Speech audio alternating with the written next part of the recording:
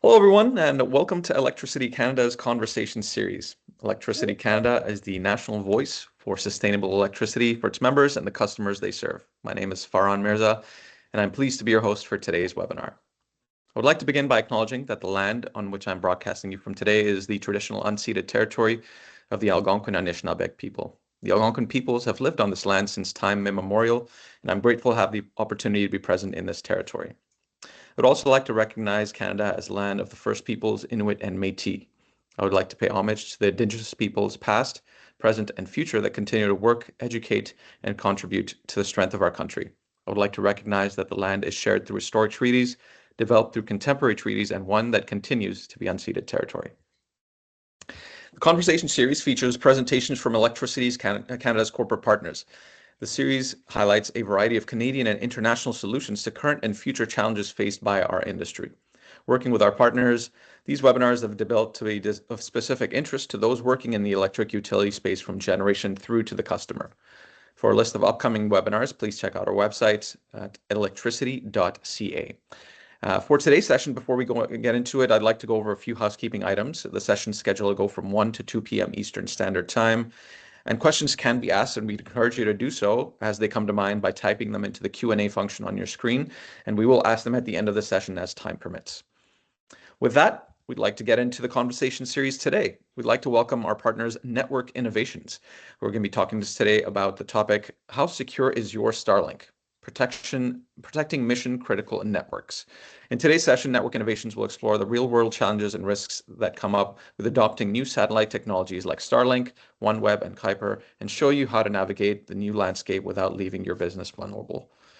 The key discussion points of today's session will include topics like the zero trust mindset, where your data has been going beyond the initial purchase, risks and threats associated with Starlink and other non-terrestrial networks, the importance of gaining complete visibility into all devices and data flows on your network, and the central question that we'll answer is how to leverage technology and manage your risk.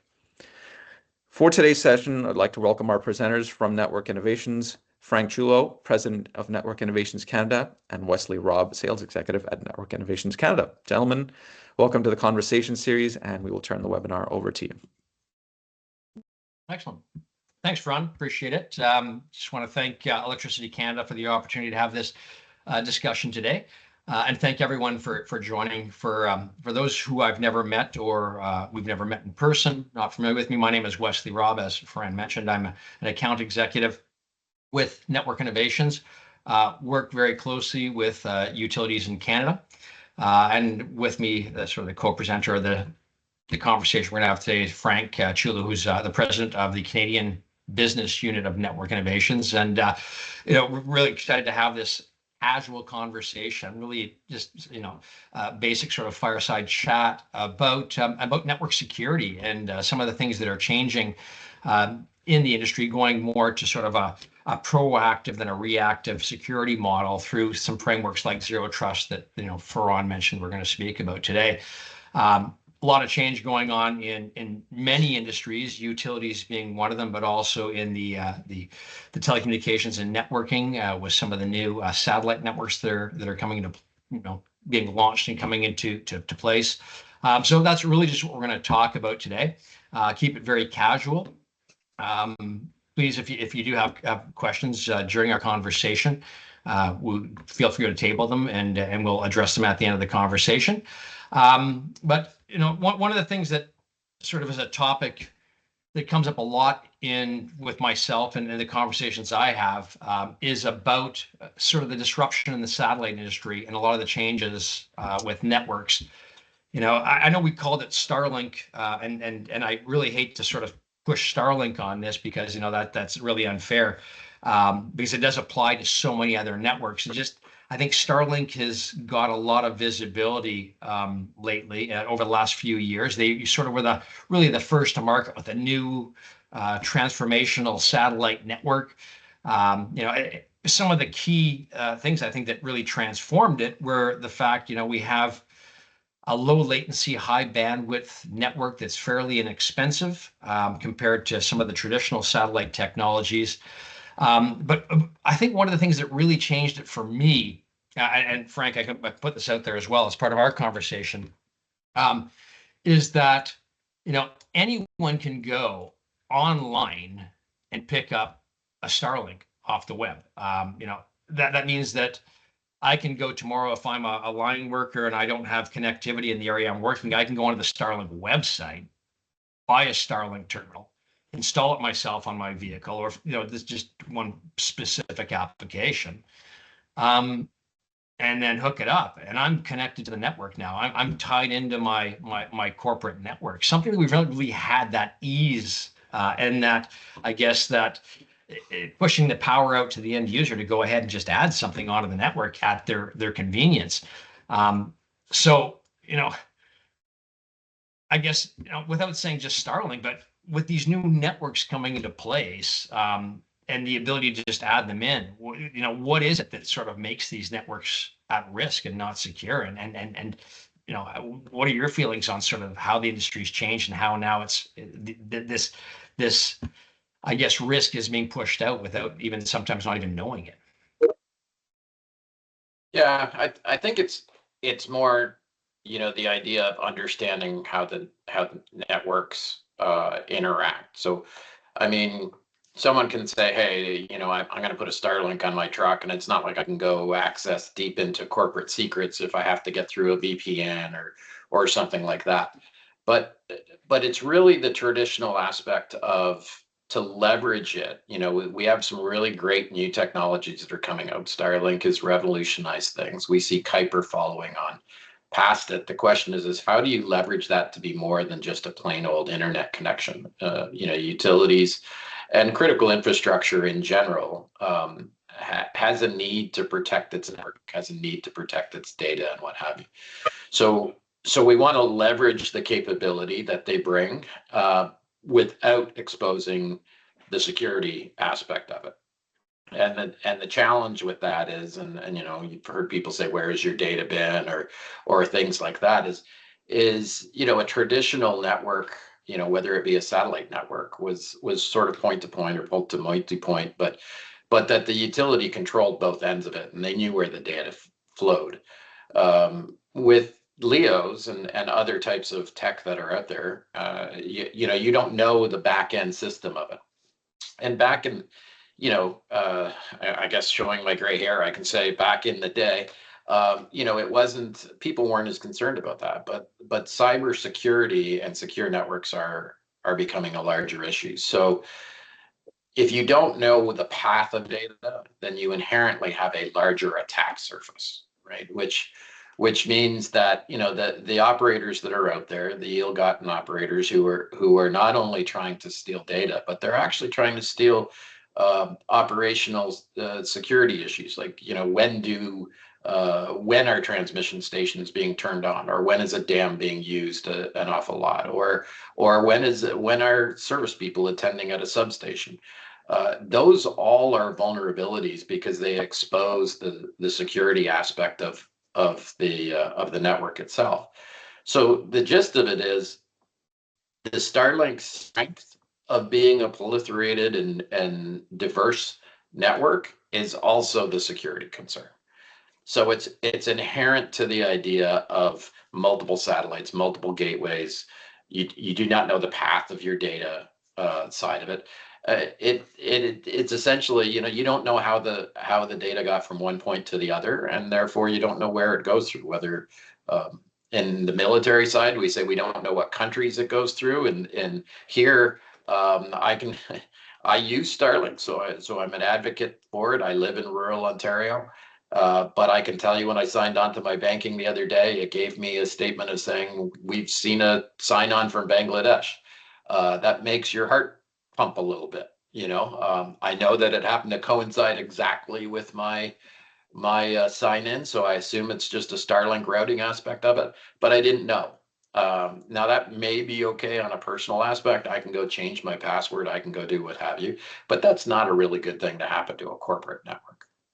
Yeah. Well, I think you touched on a couple of things that I wanted to expand upon, because again, you were saying that you've been in the industry, for quite a while. I've been in the industry, satellite industry, telecommunications industry for a while. And the model that you talked about, and the model I was always familiar with, and sort of I grew into, is the VSAT model. You've got a terminal in one spot, you got a ground station, the transmission goes up from a terminal to a satellite, always lands in the same spot.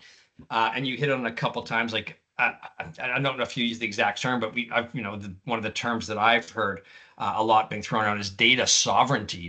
Where is your data being grounded? And it's come up a lot in recent conversations as well, geopolitical things and all that. We won't certainly get into, but what is the data sovereignty, and how is it different because of that old model where you go up and down and pass off, and what sort of things do you need to think about because of that now? Because you don't, I guess you're saying you don't know where your data is being grounded or the path it's taking once it leaves the terminal. Yeah, I mean, this is, we have a fair bit of time today, but probably not enough to tackle this topic in its entirety, because data sovereignty in current time, or, you mentioned the geopolitical aspect, takes on the idea of where does your data land, and where is the ultimate and final destination of it.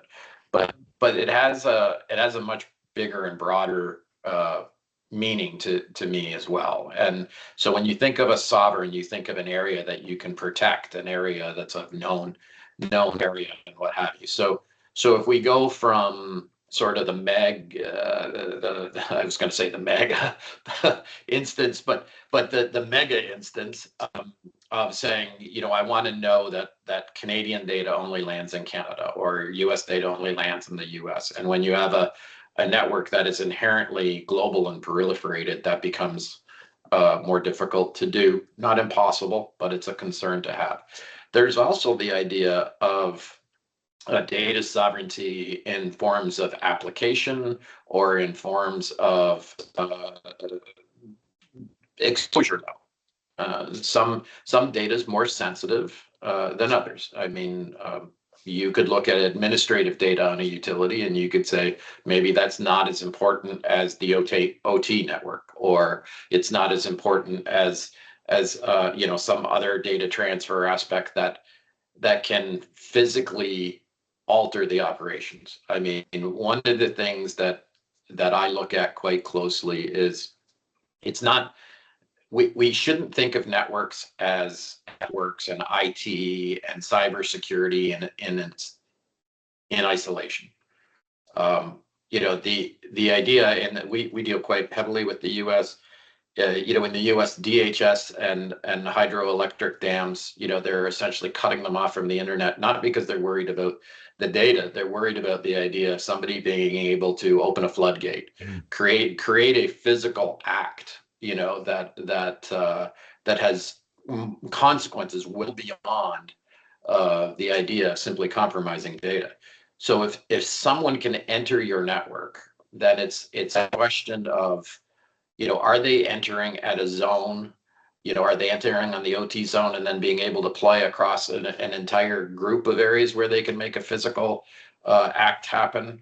Are they attacking a data at an administrative level, where maybe what they can do is they can disrupt your operations through data hostaging or ransomware, or things like that? So sovereignty to me is not only just the data landing point and keeping the data intent for its intended purpose, right? So if an OT network is clear, that it stays OT, and so sovereign is also the idea of keeping it isolated internally properly, right? Mm-hmm. So you don't want an administrative person. There's an article in yesterday's Globe about the idea of rogue bank employees. That there's a real concern about the threat from the employees themselves affecting consequence on the bank. So that's just, in my mind, that's just the idea of reinforcing the idea of properly designed networks, well-purposed networks. And then when you take that, and if you take those networks, so let's take, you take a field office that has administration, it has OT, it has,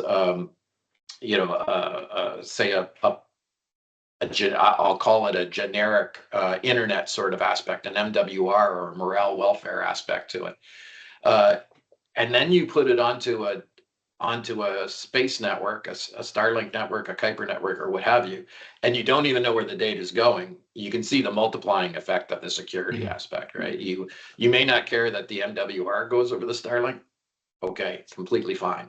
You may be very concerned about the OT network going over top of the Starlink, but you still need it because it's giving you the capability. So this is not a argument in my head about whether to use Starlink or whether to use Kuiper. It's how to properly use it and assess it for the purposes that you have.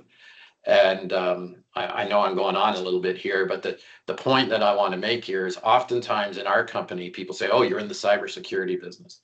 And I make a distinction and I say, no, we're not in the cybersecurity business. Cybersecurity is about data security. Our purpose is about the transport security.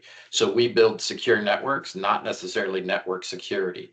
And a lot of people think because they put a firewall on or because they have cybersecurity scanners or pen tests or things like that are happening, that they've built a secure network. And the reality is, no, the attack surface is still there. You've just found a way to protect the attack surface. So the most logical side is to reduce the attack surface. Then you can reduce the amount of protection you have to put on it. And that's where what I think about. Cybersecurity is a whole other conversation. Well, again, you made some good points and I get it as well. People talk about, well, these new networks are there. They're there and they're coming. We've got fantastic new opportunities because of them and how we can leverage them like that.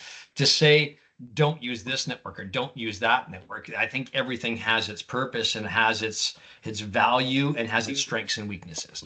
And people would ask, well, what do you think about this or Starlink? And again, I hate to keep using their name out there, but what do you think about it? Well, I think it's great if it's used well. If you use it to leverage its capabilities and be aware of its vulnerabilities and address those. So,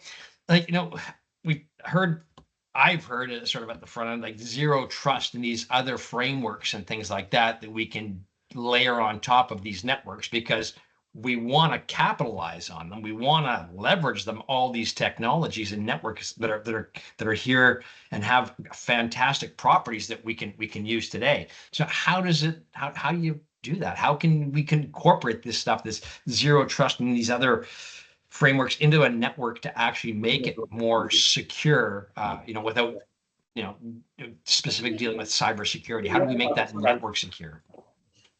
Yeah, you actually make 2 points there that I want to touch on. One is the adaptation of, for lack of a term, we'll call it new tech, but new network capabilities. There's no lack of requirement of bandwidth. If people can get more bandwidth, they will get more bandwidth. They want more bandwidth, and certainly what this does is it allows us to not give the bare minimum that the mission needs. Whether it be a substation, whether it be a military application, whether it be what have you. And I jump in the military and the critical infrastructure world. The two are not dissimilar in any ways. They both have a need to protect assets. And the scenario that when you start looking at saying, I want to use this technology. Of course, you want to use the technology. You want to have the same features that you have in downtown Montreal or Toronto or Vancouver or Calgary, out in the field because it makes your teams more efficient. Yeah. So you obviously want to employ that the size that gets lost is if you look at your HQ, you already have things like, you have employee key cards. We just don't let anybody in off the street. You have secure gates. You have zones of IT. You have everything. Think of making your HQ do exactly what you want to do for efficiency. And that's to make it so that it feels like everybody's sitting right next door to the server. Everybody's sitting right next door to the private cloud. You inherently do not have key cards for that small substation out in the middle of nowhere, or a line truck that inherently is moving, and has to go fix it. So how do you deal with that? Well, you really want to employ security features to it, but you've increased the attack surface by simply expanding the capability. And it's a result, whether you plan it or whether it's an effect. So I encourage the use of it. I mean, Starlink's increasing its capacity. We've heard Amazon kind of getting to 1 gig service on service trucks. Our world is rapidly changing. I don't have to tell you that. You see that every day talking to the customers. So we're going to go down that path. So let's not be naysayers about the path. Let's figure out how the path applies to us.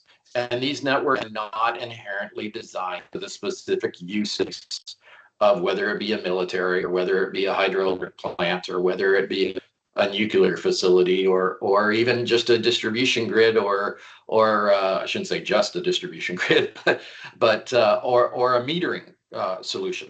They're not designed for those things. So we have to take the technology, we have to create the value add to make them purpose built. And one of the sides of security that you hear nowadays is zero trust. And zero trust is a big black box to a lot of people. They hear it, they say, hey, it's great. Inherently, the principle is very simple, right? The principle is zero trust. Trust no one. You have to authenticate everything and everyone for every action. That's the basis of it. It's an architecture, it's a concept, and it happens in hardware, it happens in software design, it happens in communication protocols, it happens all around the world. So zero trust is sort of like, nobody calls it facial tissue, everybody calls it Kleenex. It's a name that everybody has got used to using. What does it mean? And in our aspect, we had to create something that helped solve the security scenario. I'm kind of alluding to our solution, but there's lots of solutions out there. But yet still allowed the technology and adoption to forward.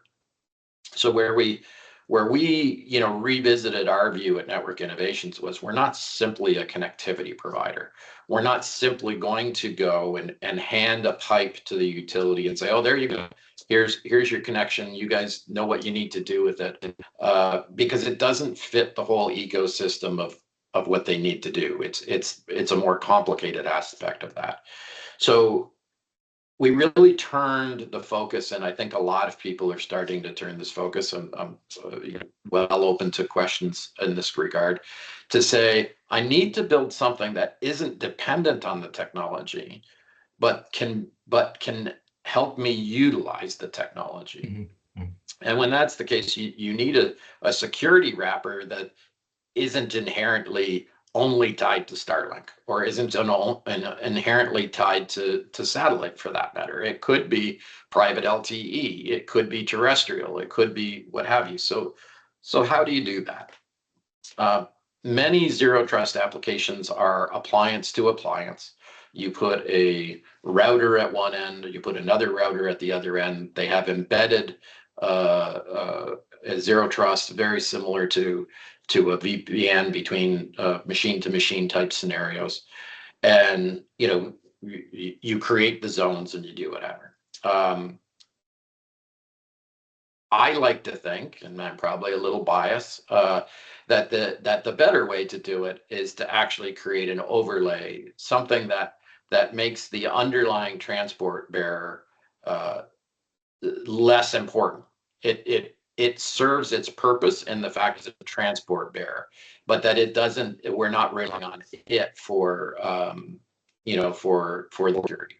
So in my world, zero trust means a network overlay that is easy to put across multiple bearers, that then allows it to have the bearer underlying change it and solve really the basic question of, you expand the scope and geographic size of your network, how do you protect the attack surface?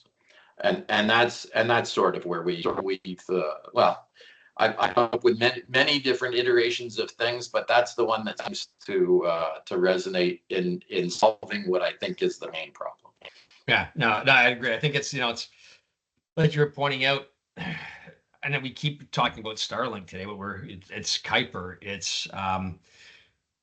it's light speed, it's whatever it comes down. It's the McDonald's Wi-Fi.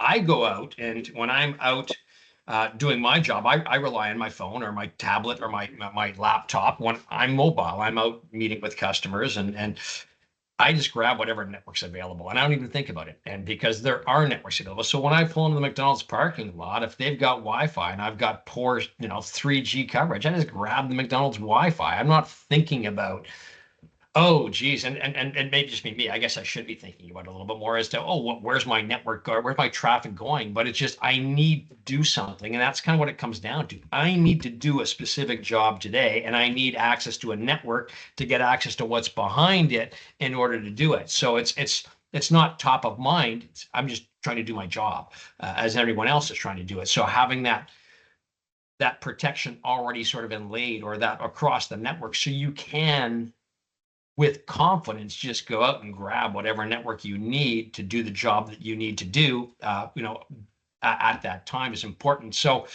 I don't want to get into too much about how we do it, but I know that, we've started talking about Argus at Network Innovation. That's, I guess, our how we branded as part of our security solution.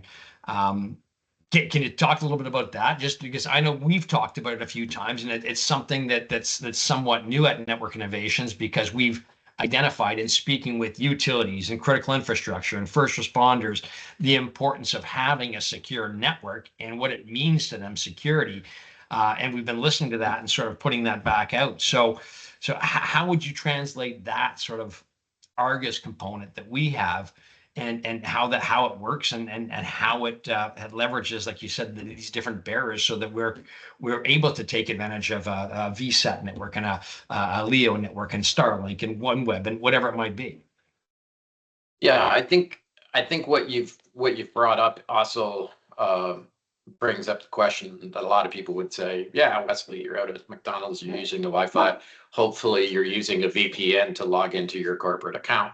And because otherwise the corporation would be remiss in putting critical data out on a public forum. So that brings up a really good question. Before I get into the features sort of set of Argus, or even the application of it, I kind of want to get into the why. Right. And I think that's important, because in choosing any solution, whether it be our solution or any security solution, it really has to answer that question, right? It has to answer, what's the outcome? Why am I doing this, and whatever. So multi-bearer networks are not new. We've the difference maybe is access and sheer size of pipe. We've long sold BGANs. We've long sold other sorts of connectivity. The difference was, in a lot of cases, the connectivity. If you had a 384K pipe, I can't believe that I'm even saying that, but I am showing my age, obviously. A 384K pipe, you were inherently creating a smaller attack surface by the sheer fact of what you could do with a 384K pipe. You take that same BGAN, which is essentially what we've done now, right, and turn that into a 300 megabit pipe. The reality is that most users aren't even using a tenth of that. So how do they know whether somebody's riding along the pipe with them? Yeah, right. If somebody was riding along the way with a, sorry, there we go.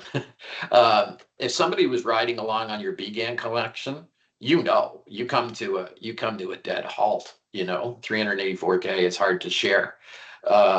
320 megabits is pretty easy to share. And so you don't know whether they're, and this kind of goes to one of the statements earlier, the data flows are important. Monitoring what's going through, because if you're a remote site and there's data flows of of 5 meg moving on a 320 megabit pipe, you don't even know that you've got a hitchhiker, right? Yeah. So there's a why. I have a hitchhiker on my pipe. I don't even know they exist. How do I get rid of them? Well, first off, you have to identify there's a hitchhiker if that's the case. Then you can say, okay, well, I'm going to do a VPN, which is the advent of VPNs. And you're going to say, well, here's my virtual private network. I have to sign into my VPN and such. Well, the number one compromised entity for cybersecurity is the human being, right? It's not the network itself. So inherently, most VPNs, whether you have an app or what have you, there's a login, there's a password, and the essential theory of network is zones, right? Wesley's allowed to go to this playground. I'm allowed to go to that playground. Somebody else is allowed to go to other playgrounds. I have an overarching role as super admin. I get to go to all the playgrounds. It's based on the concept of zones.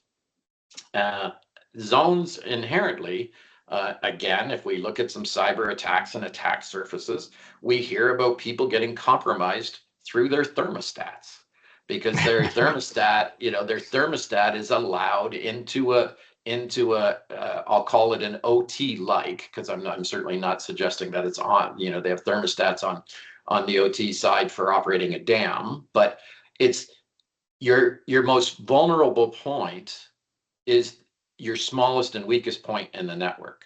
Yeah. And it tends to be the least protected, right? People want to protect the big things. But if the thermostat is in the same zone as the supercomputer, the thermostat gets to talk to the supercomputer. Mm-hmm. So these are some of the problems that we've kind of looked at tackling before we developed our side.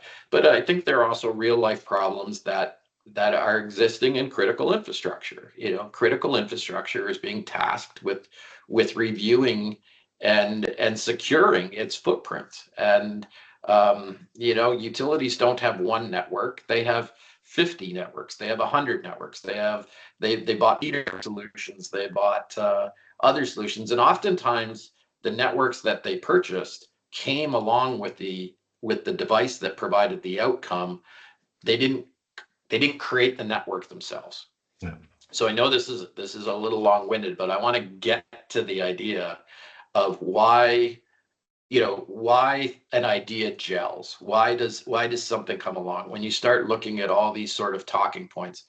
So then the question came, all right, well, we need a network that we can drop across everything, right? So whether it's the thermostat, whether it's the supercomputer, whether it's the dam, whether it's this playground or that playground, becomes irrelevant. What we want it to do is we want to associate Wesley Robb, time of day, device he's using, what is he supposed to be able to do? We want him to be able to do his job. We want him to be able to access all of his services, but we don't want you to access services that I need to access or that somebody else needs to access. So that part of it comes to the zero trust side of it, where I'm going to do zero trust down to the individual, the device, and maybe even the combination of such. So we went looking for a solution that you could sign in at McDonald's, but you have to sign in. You have to authenticate your identity. You have to do it on the laptop that was supplied to you. And by the way, if you're booked for 3 weeks holidays, you don't get to get in because you're not supposed to be logging into the network. So when we did that, we said, hey, okay, we want to create a zero trust solution that can do that. And we created it as part of a platform because we thought that it wouldn't be just the platform or just the zero trust itself. Now we have to make sure that works as bearers, and the idea of where is your data today. Well, you want to have auditable and attributable networks. You want to know that your data it takes this path, or how does it arrive back to your servers. And then maybe you want to buy some dedicated pipes because a fully proliferated network is a great solution to extend your network, but it still maybe has to attach into private networks that you really want to. So it's not, I think you've commented, Wesley, about the idea of, that it's trying to do a one size fits all solution, and we're clearly not all the same size. And the importance of knowing where your data is has been heavily highlighted with Europe. Cutting of the subsea cables and people not even realizing that now they've been cut off from their cloud infrastructure, or they've been cut off from where, or they have two backup lines, but they both run, they're two different bearers and they both run on the same subsea cable, so it doesn't matter whether you have 5 different backbone bearers. If they all run on the same geographic path, you're screwed. So all of that got smashed into this idea of Argus as a platform. So it's not just one thing. The zero trust is something that I like talking about because I think it's the most near term aspect to the LEOs, because it really does answer the question that this webinar is about, which is how do you secure a Starlink connection? And as you've rightly pointed out, insert whatever your favorite LEO constellation is in place of the name Starlink, right? There's going to be several that in the next few years. Lightspeed is coming fast. Kuiper's coming fast. Starlink is responding to that by even amping up more services. OneWeb is already in play and out there. So to me, the Argus Zero Trust is something that we can address right now, and it's easily deployable because it doesn't have to be deployed across an entire utility. You literally can secure it from the endpoint to the front door at your existing IT department. If you like it there, then you can expand it, and then you can expand it. So because it's an overlay, it doesn't require a wholesale change in your entire network architecture. And that was another criteria, right? There's the single biggest issue about deploying security in networks is the actual act of deploying them, right? It takes a long time. It takes a lot of effort, and people go risk versus reward, but in this day and age, the risk is getting higher, and you have to make the deployments quicker and less painful. So we created this platform called Argus, and I'm sure I don't want to get into a slide deck of all the features of Argus. There are plenty. I'll leave that for you to talk to people about. Yeah, that's not the time or the place. But so no, it's just to bring up that point of because we hear a lot about, oh, I'm deploying this solution and I feel comfortable that's whether it be a VPN or whether it be access to a certain, like you said, physical access.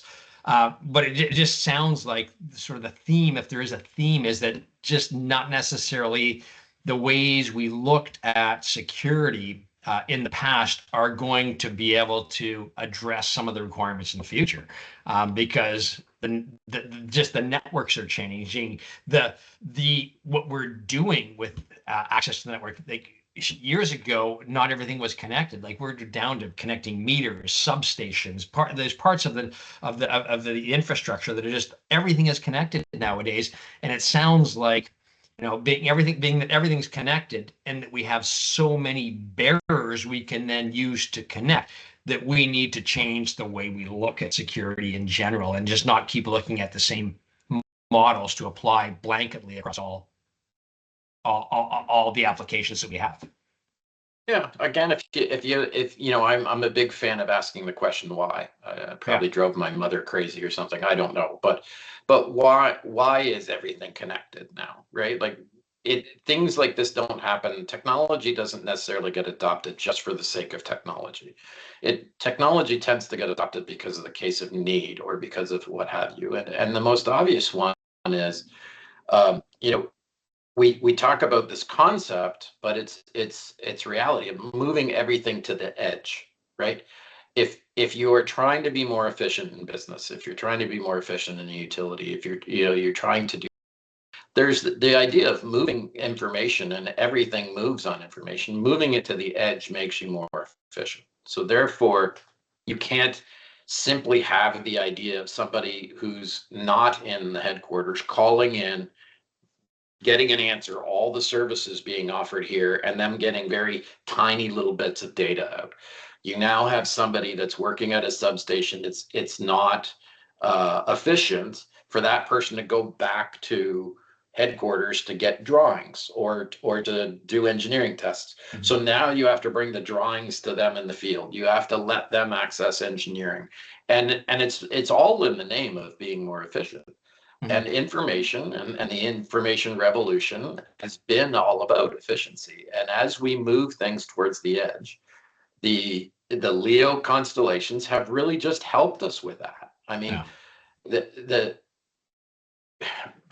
15 years ago, I'm gonna follow your boss's thing. He says once you're over 50, it's not 5 to 10 anymore, it's 10 to 15, right? So I'll say 15 years ago, there were Leo constellations, and a lot of them went bankrupt. And the reason why is because people couldn't see the use case for them, and they weren't proliferated enough to make them tangible and usable. What has happened now is the sheer amount of money.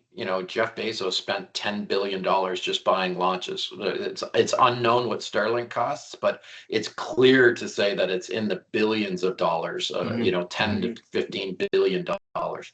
The only reason that somebody can spend $15 billion on a satellite constellation is they actually think they're going to get it back one day. Yeah. Right.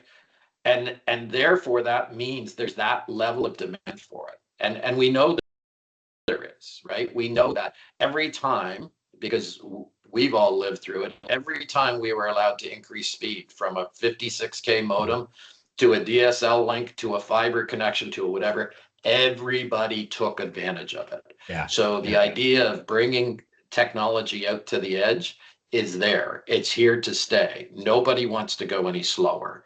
I don't, you don't, the guy on a truck or the engineer at a substation, none of them want to.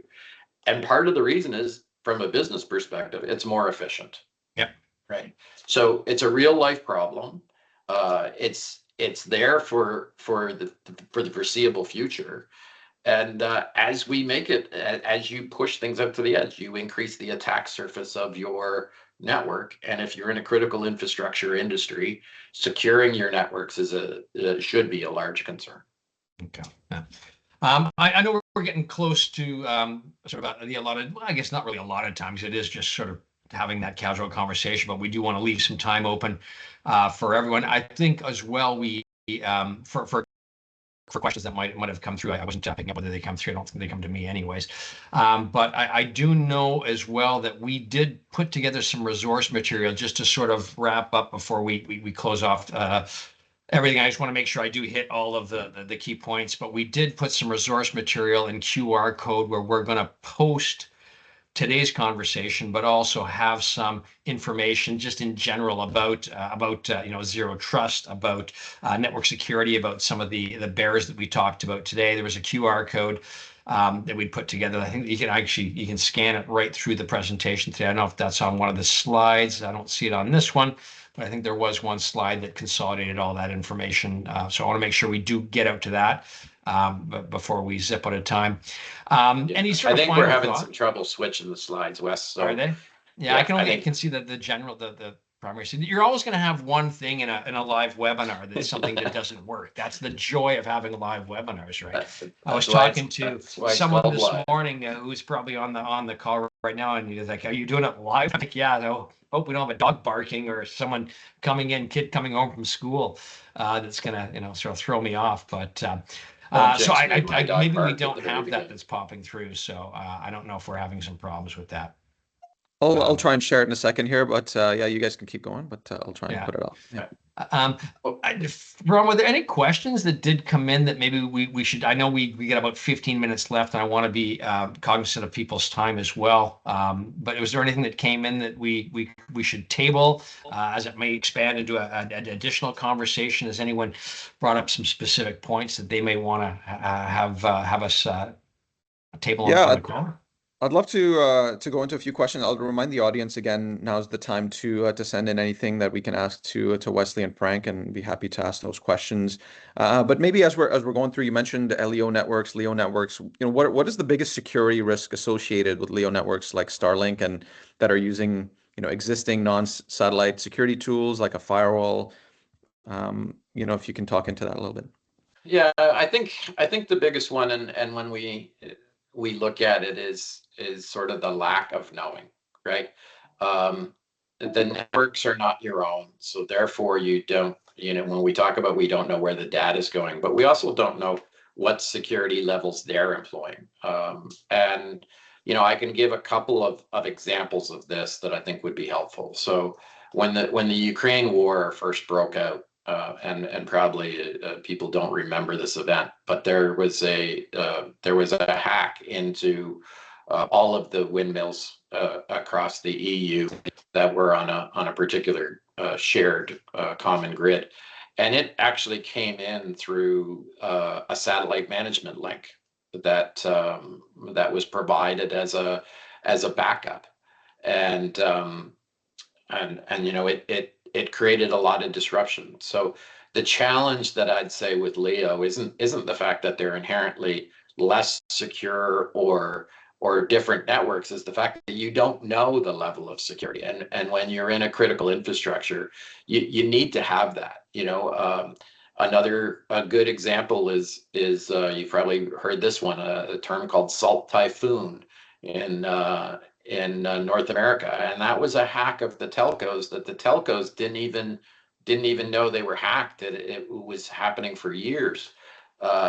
There's probably not too many people on this call who, when they plug into a Bell or a Rogers or a Telus or whatever, you inherently think that they're looking after the security, and that was a real interesting awakening to say, the telcos themselves got hacked. I've always had a firewall, but I never thought about protecting my data once it leaves my firewall and goes across the telco, because surely a billion-dollar telco does. So it's not that they're doing anything wrong or weird, but the level of security is inherently your own responsibility. And I would say not knowing, and they're not going to be transparent. I mean, you're not going to call up SpaceX or Starlink and say, hey, can you give me the proprietary network drawings for your constellation? That they're not going to do it.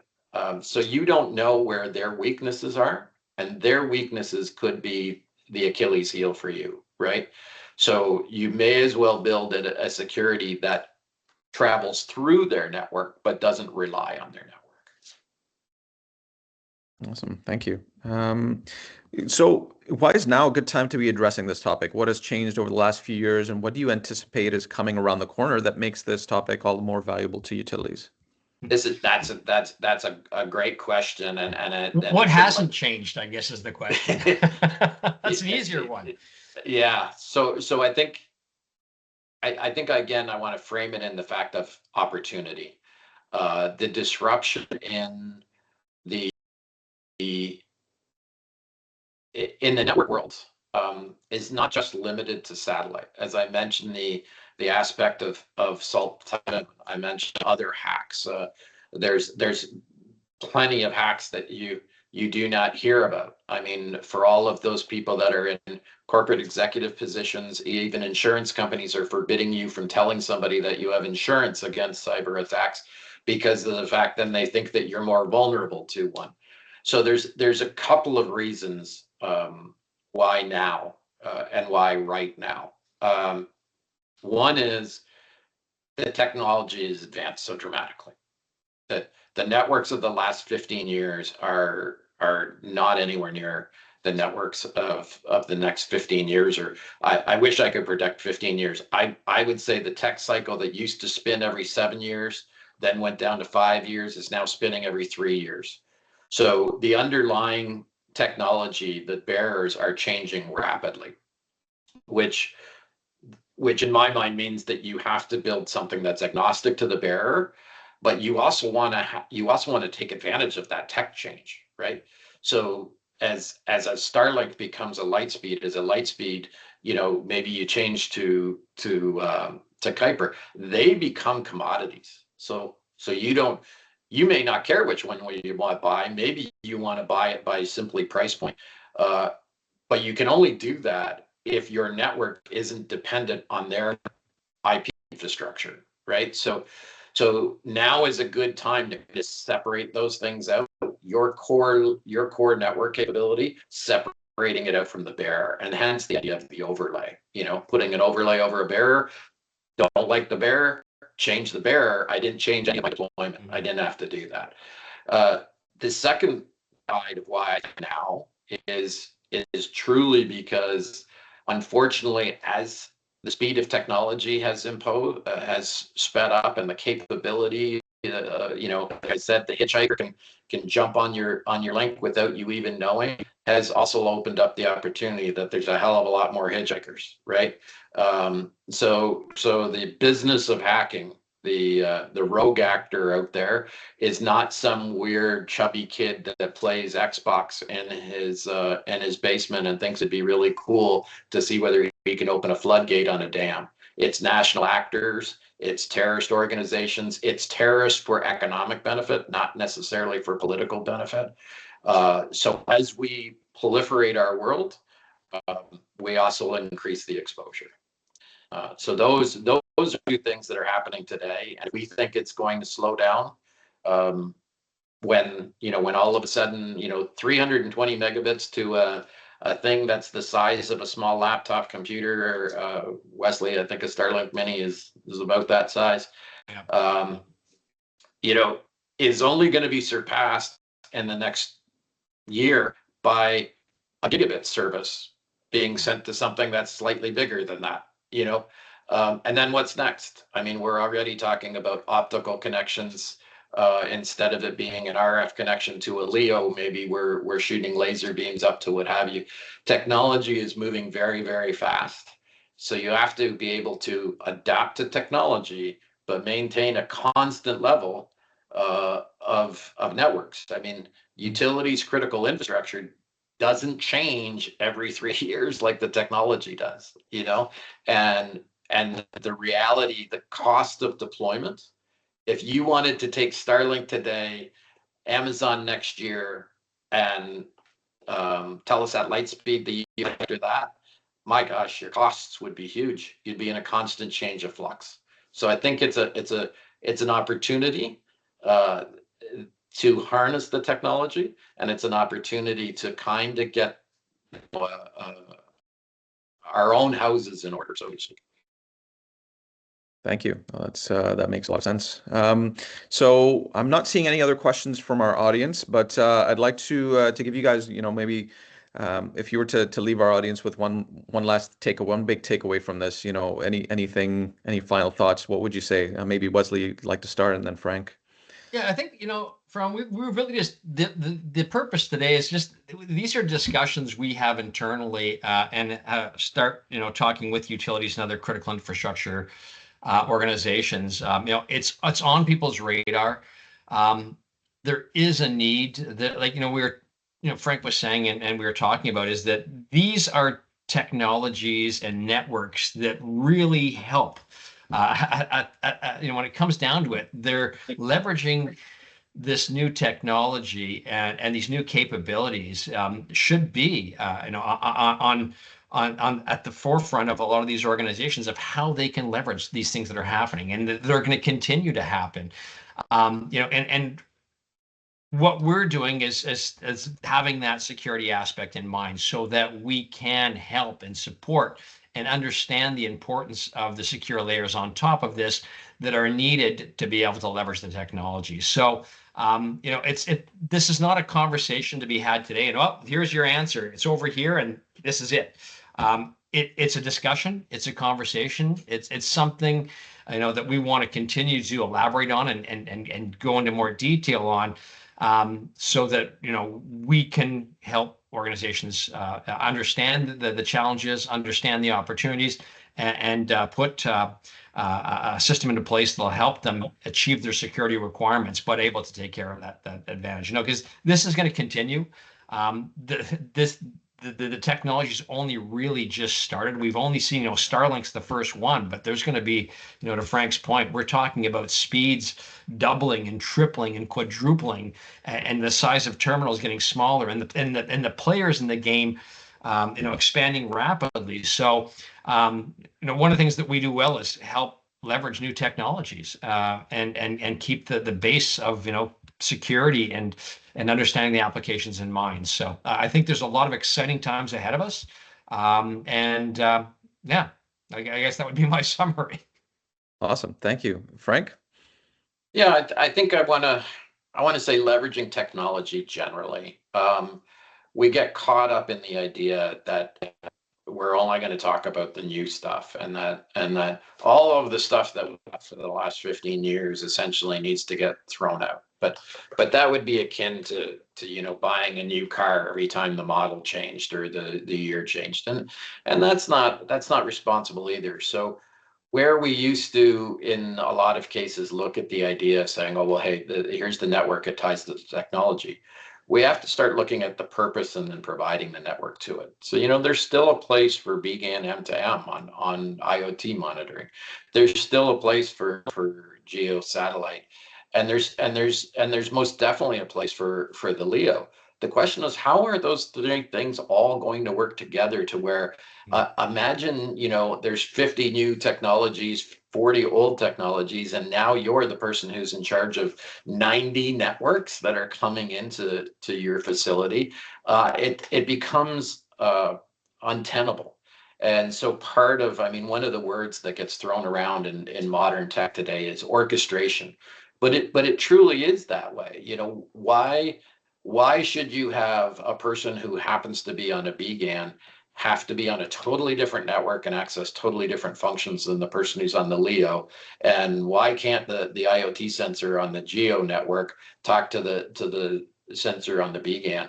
It's because there wasn't so much choice, and now choice has given us the opportunity to orchestrate and to actually build purpose-built networks that incorporate all aspects of technology.